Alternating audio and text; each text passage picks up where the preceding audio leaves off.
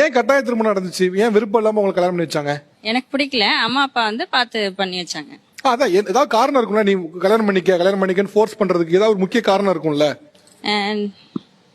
நான் ஒரு ஹேண்டிகேப்டேன், அதனால கல்யாணமே வேண்டாம் அப்படிங்கிற ஒரு இது. ஓகே. ஆக்சுவலி என்ன உங்களுக்கு உடல் ரீதியா என்ன பிரச்சனை உங்களுக்கு? காலு. Polio attack. ஆமா, போலியோ அட்டாக். நீங்க திருமணமே வேணாம் நினைச்சீங்களா? ஆமா, நான் வேண்டாம்னு நினைச்சேன். அது இந்த பிரச்சனைகள் இந்த இருக்குங்கிறதுனால பிரச்சனை. ஆமா, அவங்களுக்கு வந்து எனக்கு யாராவது துணை இருக்கணும், அம்மா அப்பாவுக்கு அப்புறம் துணை இருக்கணும்னு சொல்லி அவங்க பண்ணி வச்சாங்க. ஓகே. அது உங்களுக்கு உடல் ரீதியா இந்த பிரச்சனை இருக்கிறதுனால நீங்க வந்து கல்யாணம் வேணாம் நினைச்சீங்க.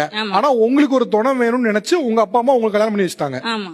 ஆக்சுவலி இவர் உங்களுக்கு என்ன வேணும்? அவங்க அத்தை பையன் தான். அத்தை பையன் தான். ஓகே. உங்களுக்கு எப்போ இவங்களுக்கு இப்படி உடல் ரீதியா ஒரு விஷயம் இருக்குன்னு உங்களுக்கு எப்ப தெரிய வந்துச்சு? அதான் முன்னாடி அவங்க சின்ன வயசா இருக்கும்போது ஒரு 5வது படிக்கும் போது நல்லா தான் இருந்தாங்க. ஒரு ஒரு இதுல உடம்பு சரியில்லாத போய் பக்கத்துல வச்சுங்க. ஒரு கட்டத்தில் அவங்களுக்கு உடம்பு சரியில்லாத போய் 2 காலம் போலியோட இதுவாகிடுச்சு. ஆனால் நானும் ஆசை வச்சுருந்தேன். என்ன மாதிரி மாமங்காரங்க ஒரு 3-4 பேர் இருக்காங்க, அவங்களும் ஆசை வச்சுருந்தாங்க. அப்போது அவங்க கால் முடியாத போயிடுவே, சரி இதுக்கு மேலே நம்ம இது பண்ணுவோம், வேறு யாரும் இது பண்ண மாட்டாங்க. ஆனால் எனக்கு அவங்கள அப்போதுலேருந்து பிடிக்கும். அப்போது அவங்க அம்மா என்ன சொன்னாங்க, இப்போ பணத்துக்காக இது பண்ணுறியா அப்படின்னு கேட்டாங்க. ஓ, அவங்களுக்கு சொத்து நான் என்ன சொன்னேன், நீ கட்டி அமைச்சிருங்க, நான் பார்த்துக்கிறேன், நான் கேட்டரிங் பண்ணிக்கிட்டு இருக்கேன், நான் பார்த்து காப்பாற்றிக்கிறேன், எனக்கு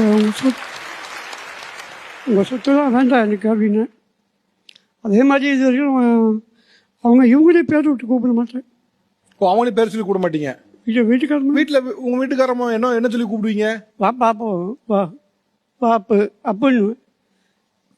அவங்களே பேர் விட்டு கூப்பிட மாட்டேன். என் பொண்ணு இருக்காங்க, 6 வயசு தான் ஆகுது, அவங்களே பேர் விட்டு கூப்பிட மாட்டேன். காரணம் என்னன்னா, ரொம்ப பாசம் இருக்கிறதுனால அவங்க அந்த மாதிரி. இது வரைக்கும் கல்யாணம் ஆகி வெளியில் கூட்டிகிட்டு போவேன், கூட்டிகிட்டு போகும்போது சொல்லுவாங்க, இது வரைக்கும் நான் இந்த மாதிரி நான் சுற்றி பார்த்தது கிடையாது, இப்போ உங்களால் நான் பார்க்குறேன். நான் எங்கேயும் போனதில்ல.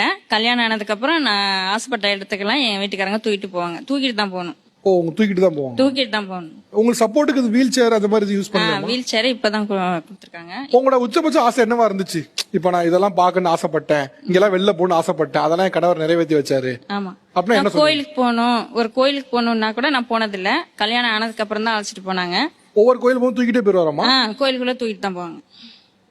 எந்தெந்த கோயில்லாம் போயிருக்கீங்க அப்படி? திருச்சி சமயபுரம் போயிருக்கேன். இங்க வந்து திருவேற்காடு, மாங்காடு, இங்கெல்லாம் போயிருக்கேன். கோயில் படிகள்லாம் ஏறும்போது அவரே தூக்கிட்டு போயிருவாங்க? படிக்கட்டுலயும் தூக்கிட்டு தான். இங்க இருந்து அவ்வளவு தூரத்துக்கு சமயபுரம்